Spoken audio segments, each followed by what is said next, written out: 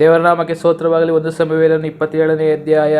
ದಾವೀದನು ತನ್ನ ಮನಸ್ಸಿನಲ್ಲಿ, ನಾನು ಇಲ್ಲಿದ್ದರೆ ಹೇಗೂ ಒಂದು ದಿನ ಸೌಲನ ಕೈಯಿಂದ ಮಡಿಯಲೇಬೇಕು. ಆದುದರಿಂದ ಫಿಲಿಷ್ಟಿಯರ ದೇಶಕ್ಕೆ ಹೋಗಿ ತಪ್ಪಿಸಿಕೊಳ್ಳುವುದೇ ಉತ್ತಮ. ಆಮೇಲೆ ಸೌಲನು ಇಸ್ರಾಯೇಲ್ ಪ್ರಾಂತಗಳಲ್ಲಿ ನನ್ನನ್ನು ಹುಡುಕದೆ ಬಿಟ್ಟು ಬಿಡುವನು. ನಾನು ಅವನ ಕೈಗೆ ತಪ್ಪಿಸಿಕೊಂಡವನಾಗಿರುವೆನು ಅಂದುಕೊಂಡು 600 ಮಂದಿ ಸೈನಿಕರೊಡನೆ ಗತ್ತೂರಿನ ಅರಸನು ಮಾವೋಕನ ಮಗನೂ ಆದ ಅಕೀಷನ ಬಳಿಗೆ ಹೋದನು. ಅವನು ಅವನ ಜನರು ತಮ್ಮ ತಮ್ಮ ಕುಟುಂಬ ಸಹಿತವಾಗಿ ಅಕೀಷನ ಊರಾದ ಗತ್ತೂರಿನಲ್ಲಿ ವಾಸಿಸಿದರು. ದಾವೀದನ ಹೆಂಡತಿಯರಾಗಿರುವ ಇಜ್ರೇಲಳಾದ ಅಹೀನೋವಾಮಳು, ಕರ್ಮೇಲ್ಯನಾದ ನಾಬಾಲನ ಹೆಂಡತಿಯಾಗಿದ್ದ ಅಬೀಗೈಲಳು ಅವನ ಸಂಗಡ ಇದ್ದರು. ದಾವೀದನು ತಪ್ಪಿಸಿಕೊಂಡು ಗತ್ತೂರಿಗೆ ಹೋದನೆಂಬ ವರ್ತಮಾನವನ್ನು ಸೌಲನು ಕೇಳಿ ಆಮೇಲೆ ಅವನನ್ನು ಹುಡುಕಲೇ ಇಲ್ಲ. ಒಂದು ದಿನ ದಾವೀದನು ಅಕೀಷನಿಗೆ, ನಿನ್ನ ಸೇವಕನಾದ ನಾನು ನಿನ್ನ ಸಂಗಡ ರಾಜಧಾನಿಯಲ್ಲಿ ಏಕೆ ವಾಸಿಸಬೇಕು? ನಿನ್ನ ದೃಷ್ಟಿಯಲ್ಲಿ ನನಗೆ ದಯೆ ದೊರಕಿರುವುದಾದರೆ ಯಾವುದಾದರೊಂದು ಹಳ್ಳಿಯಲ್ಲಿ ನನಗೆ ಸ್ಥಳ ಕೊಡಿಸು, ನಾನು ಅಲ್ಲಿ ವಾಸಿಸುವೆನು ಅನ್ನಲು ಅಕೀಷನು ಕೂಡಲೇ ಅವನಿಗೆ ಚಿಕ್ಲಾಗ್ ಊರನ್ನು ಕೊಟ್ಟುಬಿಟ್ಟನು. ಆದುದರಿಂದ ಚಿಕ್ಲಾಗ್ ಎಂಬುದು ಇಂದಿನವರೆಗೂ ಯೆಹೂದ ರಾಜರಿಗೆ ಸೇರಿದೆ. ದಾವೀದನು ಫಿಲಿಷ್ಟಿಯರ ದೇಶದಲ್ಲಿ 1 ವರ್ಷ 4 ತಿಂಗಳು ವಾಸವಾಗಿದ್ದನು. ಆ ಕಾಲದಲ್ಲಿ ಅವನು ಅವನ ಜನರು ತೆಲಾಮಿನಿಂದ ಶೂರಿನವರೆಗೂ ಐಗುಪ್ತ ದೇಶದವರೆಗೂ ವಿಸ್ತರಿಸಿಕೊಂಡಿರುವ ಪ್ರಾಂತಗಳಲ್ಲಿ ವಾಸಿಸುತ್ತಿರುವ ಗೆರ್ಷೋರ್ಯರು, ಗಿರ್ಜಿಯರು, ಅಮಲೇಕ್ಯರು ಇವರ ಮೇಲೆ ಬಿದ್ದು ಸುಲುಕೊಳ್ಳುತ್ತಿದ್ದರು. ದಾವೀದನು ಸ್ತ್ರೀ ಪುರುಷರಲ್ಲಿ ಒಬ್ಬರನ್ನು ಉಳಿಸದೆ ದೇಶದ ಎಲ್ಲಾ ನಿವಾಸಿಗಳನ್ನು ಕೊಂದು ಕುರಿ, ದನ, ಕತ್ತೆ, ಒಂಟೆ, ಉಡುಗೊರೆ ಇವುಗಳನ್ನು ತೆಗೆದುಕೊಂಡು ಅಕೀಷನ ಬಳಿಗೆ ಹೋಗುತ್ತಿದ್ದನು. ಅಕೀಷನು ಅವನನ್ನು, ಇವತ್ತು ಯಾವ ಪ್ರಾಂತದವರನ್ನು ಸೂರೆ ಮಾಡಿಕೊಂಡು ಬಂದಿ ಎಂದು ಕೇಳುವನು. ದಾವೀದನು ಅವನಿಗೆ, ದಕ್ಷಿಣ ಪ್ರಾಂತದಲ್ಲಿರುವ ಯೆಹೂದ್ಯರು, ಹೆರಕ್ಮೇಲ್ಯರು, ಕೇನ್ಯರು ಇವರಲ್ಲಿ ಯಾರ ಹೆಸರನ್ನಾದರೂ ಹೇಳುವನು. ದಾವೀದನು ತನ್ನ ಕೃತ್ಯವನ್ನು ಜನರು ಹೇಳಾರೆಂದು ನೆನೆಸಿ ಅವನು ಯಾರನ್ನು ಗತ್ತೂರಿಗೆ ತರದೆ ಎಲ್ಲಾ ಸ್ತ್ರೀ ಪುರುಷರನ್ನು ಅಲ್ಲೇ ಕೊಂದು ಹಾಕುತ್ತಿದ್ದನು. ಅವನು ಫಿಲಿಷ್ಟಿಯರ ದೇಶದಲ್ಲಿ ವಾಸವಾಗಿದ್ದ ಕಾಲದಲ್ಲೆಲ್ಲ ಇದೇ ರೀತಿ ಮಾಡುತ್ತಿದ್ದನು. ದಾವೀದನ ಹೆಸರು ಸ್ವಜ್ಜನರಾದ ಇಸ್ರಾಯೇಲರಲ್ಲಿ ಅಸಹ್ಯವಾದದ್ದರಿಂದ ಇವನು ತನ್ನ ನಿತ್ಯ ದಾಸನಾಗಿರುವನೆಂದು ಅಕೀಷನು ನಂಬಿಕೊಂಡನು. ದೇವರ ನಾಮಕ್ಕೆ ಸ್ತೋತ್ರವಾಗಲಿ. 1 ಸಮುವೇಲನ 28ನೇ ಅಧ್ಯಾಯ. ಆ ಕಾಲದಲ್ಲಿ ಫಿಲಿಷ್ಟಿಯರು ಇಸ್ರಾಯೇಲರೊಡನೆ ಯುದ್ಧ ಮಾಡುವುದಕ್ಕಾಗಿ ಸೈನ್ಯವನ್ನು ಕೂಡಿಸತೊಡಗಿದರು. ಆಗ ಅಕೀಷನು ದಾವೀದನಿಗೆ, ನೀನು ನಿನ್ನ ಜನರು ಯುದ್ಧಕ್ಕೆ ನನ್ನ ಜೊತೆಯಲ್ಲೇ ಬರಬೇಕೆಂದು ನಿನಗೆ ಗೊತ್ತಿರುತ್ತದಲ್ಲವೋ ಎನ್ನಲು ದಾವೀದನು, ಹೌದು, ನಿನ್ನ ದಾಸನ ಸಾಹಸವು ಗೊತ್ತಾಗುವುದು ಅಂದನು. ಅಕೀಷನು ಅವನಿಗೆ, ಹಾಗಾದರೆ ಯುದ್ಧ ಕಾಲದಲ್ಲೆಲ್ಲ ನಿನ್ನನ್ನೇ ನನ್ನ ಮೈಗಾವಲಿಗೆ ನೇಮಿಸಿಕೊಳ್ಳುವೆನು ಅಂದನು. ಸಮುವೇಲನು ಮೃತ್ಯು ಹೊಂದಿದನು. ಇಸ್ರಾಯೇಲರು ಅವನಿಗೋಸ್ಕರ ಗೋಳಾಡಿ ಅವನ ಶವವನ್ನು ಅವನ ಸ್ವಂತ ಊರಾದ ರಾಮದಲ್ಲಿ ಸಮಾಧಿ ಮಾಡಿದರು. ಸೌಲನು ಸತ್ತವರಲ್ಲಿ ವಿಚಾರಿಸುವವರನ್ನು, ಬೇತಾಳಿಕರನ್ನು ದೇಶದಿಂದ ಹೊರಡಿಸಿ ಬಿಟ್ಟಿದ್ದನು. ಫಿಲಿಷ್ಟಿಯರು ಸೈನ್ಯ ಕೂಡಿಸಿಕೊಂಡು ಬಂದು ಶುನೇಮಿನಲ್ಲಿ ಪಾಳೆಯ ಮಾಡಿಕೊಂಡಿದ್ದರು. ಸೌಲನು ಎಲ್ಲಾ ಇಸ್ರಾಯೇಲರೊಡನೆ ಬಂದು ಗಿಲ್ಬೋವದಲ್ಲಿ ಇಳುಕೊಂಡನು. ಅವನು ಫಿಲಿಷ್ಟಿಯರ ಪಾಳೆಯವನ್ನು ಕಂಡು ಬಹಳ ಭಯದಿಂದ ಎದೆ ಒಡೆದವನಾದನು. ಅವನು ಯೆಹೋವನ ಸನ್ನಿಧಿಯಲ್ಲಿ ವಿಚಾರಿಸಿದರು. ಆತನು ಅವನಿಗೆ ಕನಸುಗಳಿಂದಾಗಲಿ ಊರಿಮಿನಿಂದಾಗಲಿ ಪ್ರವಾದಿಗಳಿಂದಾಗಲಿ ಉತ್ತರ ಕೊಡಲೇ ಇಲ್ಲ. ಆದುದರಿಂದ ಅವನು ತನ್ನ ಸೇವಕರಿಗೆ, ಸತ್ತವರಲ್ಲಿ ವಿಚಾರಿಸಬಲ್ಲ ಒಬ್ಬ ಸ್ತ್ರೀಯನ್ನು ಹುಡುಕಿರಿ, ನಾನು ಆಕೆಯ ಹತ್ತಿರ ಹೋಗಿ ವಿಚಾರಿಸುವೆನು ಎಂದು ಹೇಳಲಾಗಿ ಅವರು, ಅಂಥವಳೊಬ್ಬಳು ಎಂದೋರಿನಲ್ಲಿದ್ದಾಳೆ ಎಂದರು. ಆಗ ಸೌಲನು ವಸ್ತ್ರಾದಿಗಳಿಂದ ತನ್ನನ್ನು ಮಾರ್ಪಡಿಸಿಕೊಂಡು 2 ಸೇವಕರೊಡನೆ ಹೊರಟು ರಾತ್ರಿಯಲ್ಲಿ ಆಕೆಯ ಮನೆಗೆ ಸೇರಿ, ದಯವಿಟ್ಟು ನನಗೋಸ್ಕರ ಸತ್ತವರಲ್ಲಿ ವಿಚಾರಿಸಿ ಕಣಿ ಹೇಳು, ನಾನು ಯಾವನ ಹೆಸರನ್ನು ಹೇಳುತ್ತೇನೋ ಅವನನ್ನು ಇಲ್ಲಿಗೆ ಬರಮಾಡು ಎಂದು ಆಕೆಯನ್ನು ಬೇಡಿಕೊಂಡನು. ಆಗ ಆಕೆಯು ಅವನಿಗೆ, ಸೌಲನು ಮಾಡಿದ್ದು ನಿನಗೆ ಗೊತ್ತುಂಟು. ಅವನು ಸತ್ತವರಲ್ಲಿ ವಿಚಾರಿಸುವವರನ್ನು, ಬೇತಾಳಿಕರನ್ನು ದೇಶದಿಂದ ಹೊರಡಿಸಿ ಬಿಟ್ಟಾನಲ್ಲ. ಹೀಗಿದ್ದರೂ ನಾನು ಸಾಯುವಂತೆ ನೀನು ನನ್ನ ಪ್ರಾಣಕ್ಕೆ ಉರಲೊಡುವುದೇಕೆ ಎಂದಳು. ಅದಕ್ಕೆ ಸೌಲನು, ಯೆಹೋವನಾಣೆ, ಈ ವಿಷಯದಲ್ಲಿ ನೀನು ದಂಡನೆಗೆ ಗುರಿಯಾಗುವುದಿಲ್ಲ ಎಂದು ಆಕೆಗೆ ಯೆಹೋವನ ಹೆಸರಿನಲ್ಲಿ ಪ್ರಮಾಣ ಮಾಡಿದನು. ಆಗ ಸ್ತ್ರೀಯು, ನಿನಗೆ ಯಾರನ್ನು ಬರಮಾಡಬೇಕು ಎನ್ನಲು ಸಮುವೇಲನನ್ನು ಎಂದು. ಆ ಸ್ತ್ರೀಯು ಸಮುವೇಲನನ್ನು ಕಂಡ ಕೂಡಲೇ ಗಟ್ಟಿಯಾಗಿ ಕೂಗಿ ಸೌಲನಿಗೆ, ನೀನು ನನ್ನನ್ನು ವಂಚಿಸಿದ್ದೇಕೆ? ನೀನು ಸೌಲನಲ್ಲವೋ ಅಂದಳು. ಅರಸನು, ಹೆದರಬೇಡ, ನಿನಗೇನು ಕಾಣಿಸುತ್ತದೆ ಎಂದು ಆಕೆಯನ್ನು ಕೇಳಲು, ಭೂಮಿ ಒಳಗಿಂದ ಒಬ್ಬ ದೇವನು ಬರುತ್ತಿರುವುದನ್ನು ನೋಡುತ್ತೇನೆ ಎಂದು ಉತ್ತರ ಕೊಟ್ಟಳು. ಅವನು ತಿರುಗಿ ಅವನ ರೂಪ ಹೇಗಿದೆ ಎಂದು ಕೇಳಲು ಆಕೆಯು, ನಿಲುವಂಗಿಯನ್ನು ತೊಟ್ಟುಕೊಂಡ ಒಬ್ಬ ಮುದುಕನು ಬರುತ್ತಾನೆ ಎಂದು ಹೇಳಿದಳು. ಅವನು ಸಮುವೇಲನೇ ಎಂದು ಸೌಲನು ತಿಳಿದು ನೆಲದ ಮಟ್ಟಿಗೂ ಬೊಗ್ಗಿ ನಮಸ್ಕರಿಸಿದನು. ಆಗ ಸಮುವೇಲನು ಸೌಲನನ್ನು, ನೀನು ನನ್ನ ವಿಶ್ರಾಂತಿಯನ್ನು ಕೆಡಿಸಿದ್ದೇಕೆ? ನನ್ನನ್ನು ಇಲ್ಲಿಗೆ ಯಾಕೆ ಬರಮಾಡಿದ್ದಿ ಎಂದು ಕೇಳಿದನು. ಅದಕ್ಕೆ ಸೌಲನು, ನಾನು ಬಲು ಇಕ್ಕಟ್ಟಿನಲ್ಲಿದ್ದೇನೆ. ಫಿಲಿಷ್ಟಿಯರು ನನಗೆ ವಿರೋಧವಾಗಿ ಯುದ್ಧಕ್ಕೆ ಬಂದಿದ್ದಾರೆ. ದೇವರು ನನ್ನನ್ನು ಬಿಟ್ಟು ದೂರ ಹೋಗಿದ್ದಾನೆ. ಆತನು ನನಗೆ ಪ್ರವಾದಿಗಳಿಂದಾಗಲಿ ಉತ್ತರ ಕೊಡಲನು. ಆದ್ದರಿಂದ ನಾನು ಮಾಡಬೇಕಾದದ್ದನ್ನು ನೀನು ತಿಳಿಸುವಿ ಎಂದು ನಿನ್ನನ್ನು ಇಲ್ಲಿಗೆ ಬರಮಾಡಿದೆನು ಅಂದನು. ಆಗ ಸಮುವೇಲನು, ಯೆಹೋವನು ನಿನ್ನನ್ನು ಬಿಟ್ಟು ನಿನಗೆ ವಿರೋಧಿಯಾದ ಮೇಲೆ ನೀನು ನನ್ನನ್ನು ವಿಚಾರಿಸುವುದೇಕೆ? ಆತನು ನನ್ನ ಮುಖಾಂತರ ನಿನಗೆ ಹೇಳುವುದನ್ನು ನೆರವೇರಿಸಿದ್ದಾನೆ. ರಾಜ್ಯವನ್ನು ನಿನ್ನಿಂದ ಕಿತ್ತುಕೊಂಡು ನಿನ್ನ ನೆರೆಯವನಾದ ದಾವೀದನಿಗೆ ಕೊಟ್ಟಿದ್ದಾನೆ. ನೀನು ಯೆಹೋವನ ಮಾತನ್ನು ಕೇಳಲಿಲ್ಲ. ಆತನು ಅಮಲೇಕ್ಯರ ಮೇಲೆ ಉಗ್ರಕೋಪಗೊಂಡು ಮಾಡಿದ ಕೋಪಾಜ್ಞೆಯನ್ನು ನೀನು ನೆರವೇರಿಸಲಿಲ್ಲ. ಆದದರಿಂದಲೇ ಯೆಹೋವನು ಈಗ ನಿನಗೆ ಹೀಗೆ ಮಾಡುತ್ತಾನೆ. ಆತನು ನಿನ್ನ ಕೂಡ ಇಸ್ರಾಯೇಲರನ್ನು ಫಿಲಿಷ್ಟಿಯರ ಕೈಗೆ ಒಪ್ಪಿಸುವನು. ನಾಳೆ ನೀನು ನಿನ್ನ ಮಕ್ಕಳು ನಾನಿರುವಲ್ಲಿಗೆ ಬರುವಿರಿ. ಆತನು ಇಸ್ರಾಯೇಲ್ ಸೈನ್ಯವನ್ನು ಫಿಲಿಷ್ಟಿಯರ ಕೈಗೆ ಒಪ್ಪಿಸುವನು ಎಂದು ಹೇಳಿದನು. ಸೌಲನು ಸಮುವೇಲನ ಮಾತುಗಳನ್ನು ಕೇಳಿದ ಕೂಡಲೇ ಭಯಭ್ರಾಂತನಾಗಿ ನೆಲದ ಮೇಲೆ ಉದ್ದಕ್ಕೆ ಬಿದ್ದನು. ಅವನು ಇಡೀ ದಿವಸ ಊಟ ಮಾಡಲಿಲ್ಲವಾದ್ದರಿಂದ ಅವನಲ್ಲಿ ಬಲವೇ ಇರಲಿಲ್ಲ. ಆ ಸ್ತ್ರೀಯು ಸೌಲನ ಹತ್ತಿರ ಬಂದು ಅವನು ಬಹುಭೀತನಾಗಿದ್ದಾನೆಂದು ಕಂಡು ಅವನಿಗೆ, ನಿನ್ನ ದಾಸಿಯಾದ ನಾನು ನಿನ್ನ ಮಾತನ್ನು ಕೇಳಿದೆನು. ಕೈಯಲ್ಲಿ ಜೀವ ಹಿಡಿದವಳಾಗಿ ನಿನ್ನ ಅಪ್ಪಣೆಯನ್ನು ನೆರವೇರಿಸಿದ್ದೇನೆ. ಆದ್ದರಿಂದ ಈಗ ನೀನು ದಯವಿಟ್ಟು ನಿನ್ನ ದಾಸಿಯ ಮಾತನ್ನು ಕೇಳಬೇಕು. ಸ್ವಲ್ಪ ಆಹಾರ ತರುತ್ತೇನೆ. ಪ್ರಯಾಣಕ್ಕೆ ಬಲ ಬರುವ ಹಾಗೆ ಅದನ್ನು ಊಟ ಮಾಡು ಎಂದು ಹೇಳಿದಳು. ಅವನು ಒಲ್ಲೆನು, ಊಟ ಮಾಡುವುದಿಲ್ಲ ಅಂದನು. ಆದರೆ ಅವನ ಸೇವಕರು ಆ ಸ್ತ್ರೀಯು ಬಹಳವಾಗಿ ಬೇಡಿಕೊಂಡದ್ದರಿಂದ ಅವನು ಕಡೆಗೆ ಅವರ ಮಾತಿಗೆ ಒಪ್ಪಿ ನೆಲದಿಂದೆದ್ದು ಮಂಚದ ಮೇಲೆ ಕೂತುಕೊಂಡನು. ಆ ಸ್ತ್ರೀಗೆ ಮನೆಯಲ್ಲಿ ಒಂದು ಕೊಬ್ಬಿದ್ದ ಕರುವಿತ್ತು. ಆಕೆಯು ಶೀಘ್ರವಾಗಿ ಅದನ್ನು ಕೊಯ್ದು ಪಕ್ವ ಮಾಡಿ ಹಿಟ್ಟನ್ನು ತೆಗೆದುಕೊಂಡು ನಾದಿ ಹುಳಿಯಿಲ್ಲದ ರೊಟ್ಟಿಗಳನ್ನು ಸುಟ್ಟು ಸೌಲನಿಗೂ ಅವನ ಸೇವಕರಿಗೂ ಬಡಿಸಿದಳು. ಅವರು ಊಟ ಮಾಡಿ ಅದೇ ರಾತ್ರಿ ಹೊರಟು ಹೋದರು. ದೇವರ ನಾಮಕ್ಕೆ ಸ್ತೋತ್ರವಾಗಲಿ. 1 ಸಮುವೇಲನ 29ನೇ ಅಧ್ಯಾಯ. ಫಿಲಿಷ್ಟಿಯರು ತಮ್ಮ ಸೈನ್ಯವನ್ನು ಕೂಡಿಸಿಕೊಂಡು ಬಂದು ಅಫೇಕಿನಲ್ಲಿ ಪಾಳೆಯ ಮಾಡಿಕೊಂಡರು. ಇಸ್ರಾಯೇಲರು ಇಜ್ರೇಲ್ ಬೈಲಿನಲ್ಲಿರುವ ಬುಗ್ಗೆಯ ಬಳಿಯೇ ಇಳುಕೊಂಡರು. ಫಿಲಿಷ್ಟಿಯರ ಪ್ರಭುಗಳ ಸೈನಿಕರು 100 ಮಂದಿಯಾಗಿಯೂ 1000 ಮಂದಿಯಾಗಿಯೂ ಬರುತ್ತಿರುವಾಗ ದಾವೀದನು ತನ್ನ ಜನರ ಸಹಿತವಾಗಿ ಅಕೀಷನ ಸಂಗಡ ಇಂದಳದಲ್ಲಿದ್ದನು. ಆಗ ಫಿಲಿಷ್ಟಿಯ ಪ್ರಭುಗಳು, ಈ ಇಬ್ರಿಯರು ಯಾಕೆ ಎಂದು ಅಕೀಷನನ್ನು ಕೇಳಲು ಅವನು ಅವರಿಗೆ, ಇವನು ಇಸ್ರಾಯೇಲರ ಅರಸನಾದ ಸೌಲನ ಸೇವಕನಾದ ದಾವೀದನಲ್ಲವೋ?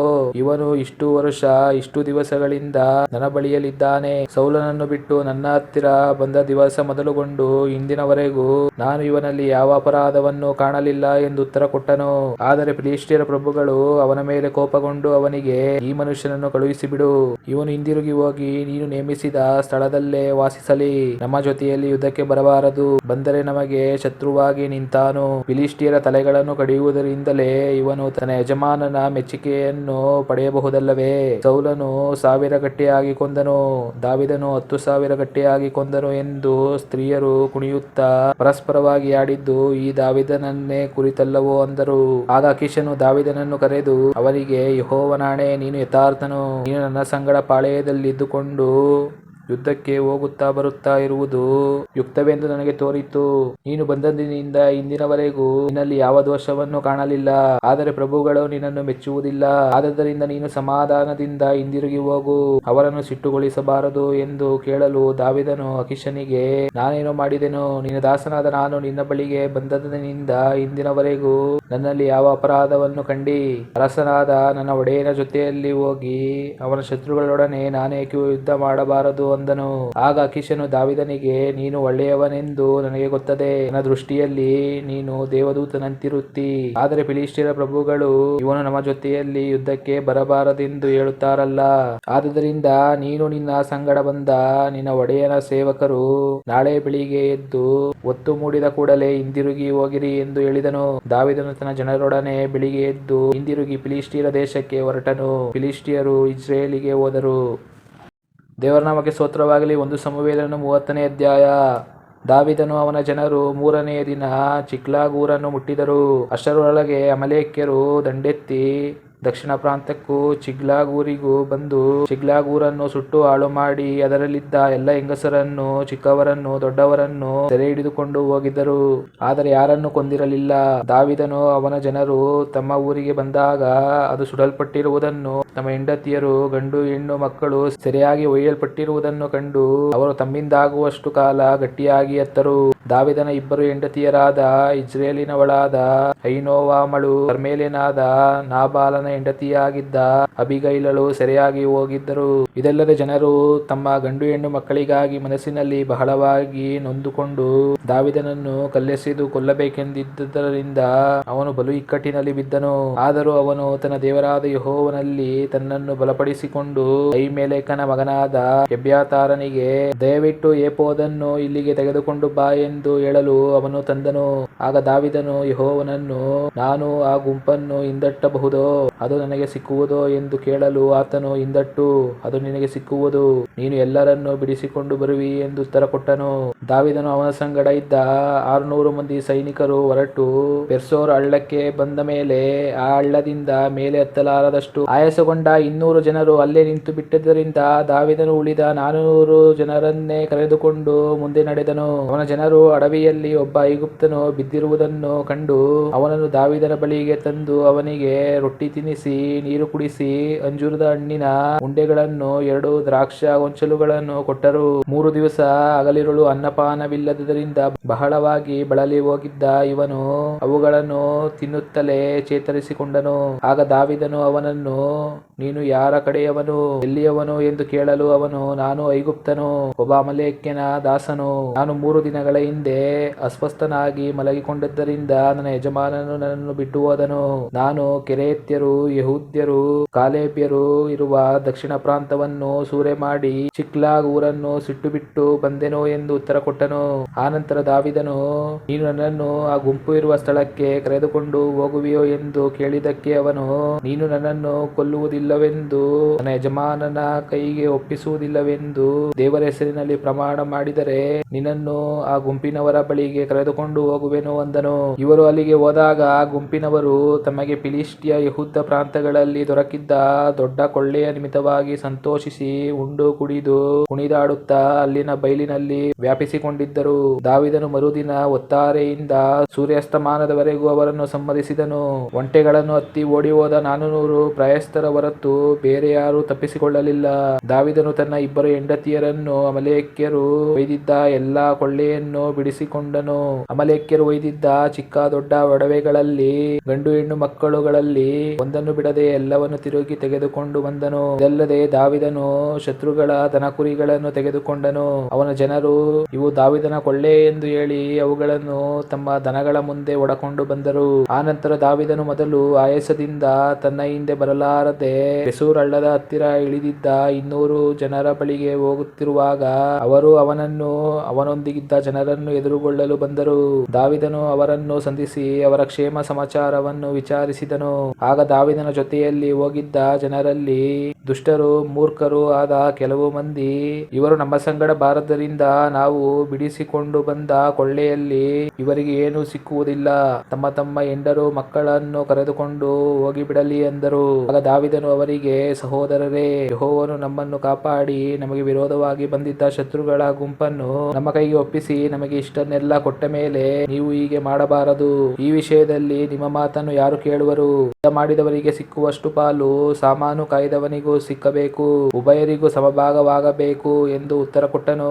ದಾವೀದನು ಇಸ್ರಾಯೇಲರಲ್ಲಿ ಇದನ್ನು ಕಟ್ಟಳೆಯನ್ನಾಗಿ ನೇಮಿಸಿದ್ದರಿಂದ ಇಂದಿನವರೆಗೂ ಹಾಗೆ ನಡೆಯುತ್ತಾ ಬಂದಿದೆ. ದಾವೀದನು ಚಿಕ್ಲಾಗಿಗೆ ಬಂದ ನಂತರ ತನ್ನ ಸ್ನೇಹಿತರಾದ ಯೆಹೂದ ಹಿರಿಯರಿಗೆ ಕೊಳ್ಳೆಯ 1 ಭಾಗವನ್ನು ಕಳುಹಿಸಿ, ಇಗೋ, ಯೆಹೋವನ ಶತ್ರುಗಳನ್ನು ಸೂರೆ ಮಾಡಿ ತಂದವುಗಳಲ್ಲಿ ಇದು ನಿಮಗೆ ಬಹುಮಾನವಾಗಿರಲಿ ಎಂದು ಹೇಳಿದನು. ಬಹುಮಾನ ಹೊಂದಿದವರು ಯಾರೆಂದರೆ ಬೆತೇಲಿನವರು, ದಕ್ಷಿಣ ಪ್ರಾಂತದ ರಾಮೋತಿನವರು, ಯತೀರಿನವರು, ಅರೋಹೇರಿನವರು, ಸಿಪ್ಮೋತಿನವರು, ಎಷ್ಟೋಮೋವಾದವರು, ರಕಾಲಿನವರು, ಎರಹ್ಮೇಲ್ಯರು, ಕೇನ್ಯರು, ಓರ್ಮಾದವರು, ಬೋರಾಷಾನಿನವರು, ಅತಾಕಿನವರು, ಹೆಬ್ರೋನಿನವರು ಮತ್ತು ದಾವೀದನು ಅವನ ಜನರು ಸಂಚರಿಸುತ್ತಿದ್ದ ಇತರ ಎಲ್ಲಾ ಸ್ಥಳದವರು ಇವರೇ.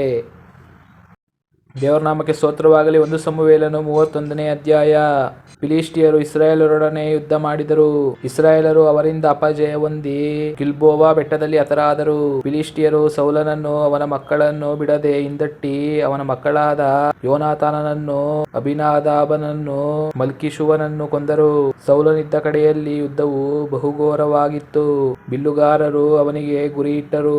ಆದ್ದರಿಂದ ಸೌಲನು ಬಹುಭೀತನಾಗಿ ತನ್ನ ಆಯುಧವಾಹಕನಿಗೆ, ನಿನ್ನ ಕತ್ತಿಯನ್ನು ಹಿರಿದು ನನ್ನನ್ನು ತಿವಿದು ಕೊಲ್ಲು, ಇಲ್ಲವಾದರೆ ಸುನ್ನತಿ ಇಲ್ಲದ ಈ ಜನರು ಬಂದು ನನ್ನನ್ನು ತಿವಿದು ಅಪಕೀರ್ತಿಯನ್ನುಂಟು ಮಾಡಾರು ಎಂದು ಕೇಳಲು ಅವನು ಹೆದರಿ ಒಲ್ಲೆನು ಅಂದನು. ಆದದರಿಂದ ಸೌಲನು ತಾನೇ ಕತ್ತಿಯನ್ನು ಹಿರಿದು ಅದರ ಮೇಲೆ ಬಿದ್ದನು. ಸೌಲನು ಸತ್ತದನ್ನು ಆಯುಧವಾಹಕನು ಕಂಡು ತಾನು ತನ್ನ ಕತ್ತಿಯ ಮೇಲೆ ಬಿದ್ದು ಅಲ್ಲಿಯೇ ಸತ್ತನು. ಹೀಗೆ ಸೌಲನು, ಅವನ 3 ಮಂದಿ ಮಕ್ಕಳು, ಅವನ ಆಯುಧವಾಹಕನು, ಎಲ್ಲಾ ಆಳುಗಳು ಅದೇ ದಿವಸದಲ್ಲಿ ಸತ್ತರು. ಇಸ್ರಾಯೇಲ್ ಭಟರು ಸೋತರು. ಸೌಲನು ಅವನ ಮಕ್ಕಳು ಸತ್ತರು ಎಂಬ ವರ್ತಮಾನವನ್ನು ತಗ್ಗಿನ ಆಚೆಯಲ್ಲಿಯೂ ಯೋರ್ದಾನಿನ ಆಚೆಯಲ್ಲಿಯೂ ವಾಸವಾಗಿದ್ದ ಇಸ್ರಾಯೇಲರು ಕೇಳಿ ತಮ್ಮ ಪಟ್ಟಣಗಳನ್ನು ಬಿಟ್ಟು ಓಡಿ ಹೋದರು. ಫಿಲಿಷ್ಟಿಯರು ಬಂದು ಅವುಗಳಲ್ಲಿ ವಾಸಿಸಿದರು. ಮರುದಿನ ಬೆಳಿಗ್ಗೆ ಫಿಲಿಷ್ಟಿಯರು ಸತ್ತವರ ಒಡವೆಗಳನ್ನು ಸುಲುಕೊಳ್ಳುವುದಕ್ಕೆ ಬಂದಾಗ ಸೌಲನು ಅವನ 3 ಮಂದಿ ಮಕ್ಕಳು ಗಿಲ್ಬೋವ ಬೆಟ್ಟದಲ್ಲಿ ಸತ್ತು ಬಿದ್ದಿರುವುದನ್ನು ಕಂಡು ಸೌಲನ ತಲೆಯನ್ನು ಕಡಿದು ಅವನ ಆಯುಧಗಳನ್ನು ತೆಗೆದುಕೊಂಡು ಅವುಗಳನ್ನು ತಮ್ಮ ದೇಶದ ಎಲ್ಲಾ ಕಡೆಗೂ ಕಳುಹಿಸಿ ತಮ್ಮ ಎಲ್ಲಾ ಜನರಿಗೂ ದೇವಸ್ಥಾನಗಳಿಗೂ ಜಯವಾರ್ತೆಯನ್ನು ಮುಟ್ಟಿಸಿದರು. ಅವನ ಆಯುಧಗಳನ್ನು ಅಷ್ಟೋರೋತ್ ದೇವತೆಯ ಗುಡ್ಡಿಯಲ್ಲಿಟ್ಟರು. ಅವನ ಶವವನ್ನು ಬೆತ್ಷೆಯಾನಿನ ಕೋಟೆಗೋಡೆಗೆ ನೇತು ಹಾಕಿದರು. ಫಿಲಿಷ್ಟಿಯರು ಸೌಲನಿಗೆ ಏನೇನು ಮಾಡಿದ್ದಾರೆಂಬ ವರ್ತಮಾನವು ಯಾಬೇಷ್ ಗಿಲ್ಯಾದಿನವರಿಗೆ ಮುಟ್ಟಿದಾಗ ಅವರಲ್ಲಿದ್ದ ಶೂರರೆಲ್ಲರೂ ಹೊರಟು ರಾತ್ರಿಯೆಲ್ಲ ನಡೆದು ಹೋಗಿ ಸೌಲನ ಮತ್ತು ಅವನ ಮಕ್ಕಳ ಶವಗಳನ್ನು ಬೆತ್ಷೆಯಾನಿನ ಗೋಡೆಯಿಂದ ಇಳಿಸಿ ಯಾಬೇಷಿಗೆ ತೆಗೆದುಕೊಂಡು ಬಂದು ಅಲ್ಲಿ ಅವುಗಳನ್ನು ಸುಟ್ಟು ಬಿಟ್ಟರು. ಎಲ್ಲ ಎಲುಬುಗಳನ್ನು ಯಾಬೇಷಿನಲ್ಲಿದ್ದ ಪಿಚುಲ ವೃಕ್ಷದ ಕೆಳಗೆ ಸಮಾಧಿ ಮಾಡಿ 7 ದಿವಸ ಉಪವಾಸವಾಗಿದ್ದರು.